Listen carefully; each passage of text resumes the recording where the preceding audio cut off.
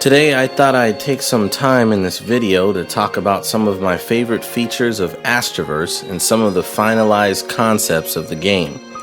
For those who don't know, Astraverse is an RPG beat-em-up game that features an immersive choose-your-own-adventure style of narrative gameplay, and it also has 4-player co-op. It's a game that I've been working on for some time, and it's heavily inspired by the Phantasy Star game series, both classic and the online games. Honestly, I don't feel like Astraverse has come along nearly as much as I feel it should have, but that's probably because I've been working full-time while trying to work on it on the side, here and there. One of the most impressive features of the game is its character creator. It allows for some pretty complex and unique character builds, giving players the option of customizing their class, race, outfits, hair, eyes, skin color, hair color, and even their faces and their facial hair. It actually has more options than any other 2D game that I've played so far.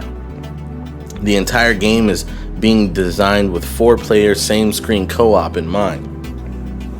When designing the features, I wanted to come up with ways to, fix some of the issues that would usually come up in other co-op RPGs, such as PSO or Dragon's Crown. For example, the shops and the interactions with NPCs are designed so that players can all interact with them at the same time. And activating a door or teleporter will require all players to interact with it before moving on to preceding areas. I wanted Astraverse to feel like it had many possibilities.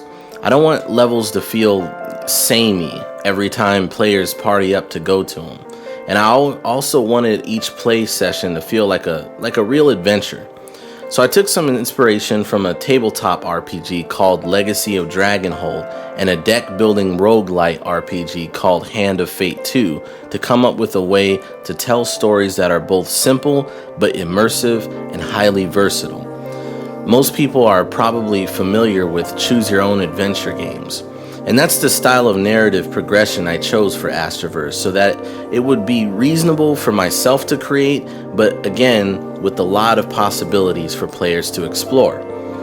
Each time a player or a group of players team up, they can either start a quest, which will be presented in a choose-your-own-adventure style with events stringing the levels together, or they can just choose to fly to one of the 6 planets and enjoy randomized events to create their own adventures. The choose-your-own-adventure events that are encountered could feature dialogue and player decision-making options that could affect the stages that they encounter in a playthrough. In between these stages, they'll come across towns that both act as checkpoints and places where they can find shops with valuable randomized loot. Each session of exploring a planet with all the choose-your-own-adventure events, stages, and towns would take all about 30 to 45 minutes a session with a boss at the end. Hopefully, this video gives a much clearer idea of what you guys could expect from our game Astraverse. Hope you enjoyed the video, and if you have any questions or comments, please feel free to share in the comments section below. See you guys.